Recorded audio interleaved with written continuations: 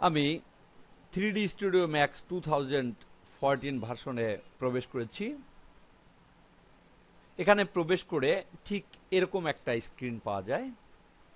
অর্থাৎ এখানে দেখতে পাচ্ছি লেখাগুলো রয়েছে সাদা এবং স্ক্রিনটা অনেকটা কালো রয়েছে।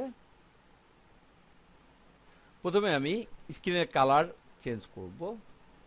আমি এখানে লেখাগুলোকে করব কালো এবং ইন্টারফেসটাকে এর উপরে একটা সাদা আবরণ দিব, যাতে করে কাজ করতে সুবিধা হয়। এর জন্য কাস্টমাইজ মেনুতে ক্লিক করতে হবে। এখান থেকে custom UI and default switcher এই অপশনটা নির্বাচন করতে হবে। আমি এর উপর ক্লিক করি। দেখতে পাচ্ছি একটা ডায়লগ বক্স আসছে। এখানে দুইটা অপশন রয়েছে। প্রথমটা হচ্ছে টুল সেটিং, অর্থাৎ টুলকে বিভিন্নভাবে সেট করার জন্য এই অংশটা কাজ করতে হবে। এবং এটা হচ্ছে ইউআই স্কিমস।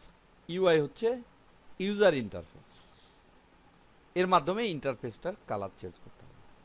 যদি এখান থেকে টুল সেটিং করা হয়, এর অন্য একটা আমি নির্বাচন করি। দেখতে পাচ্ছি এখানে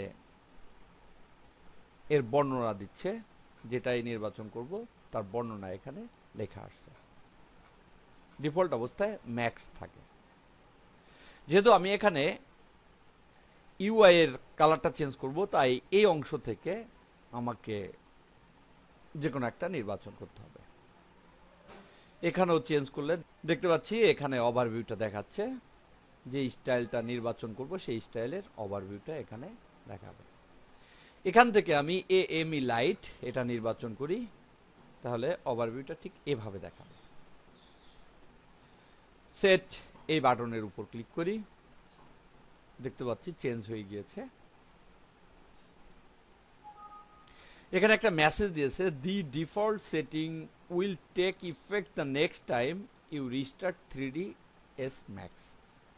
অর্থাৎ এখানে আমাকে বলছে পরবর্তী সময়ে যখন আমি 3D Studio Max এ প্রবেশ করব, ঠিক এখন যে পরিবর্তনটা আমি করলাম এভাবেই স্ক্রিনটাকে দেখা যাবে। অর্থাৎ এটাই ডিফল্ট সেটিং। ওকেতে ক্লিক করি। তাহলে দেখতে পাচ্ছি এখানে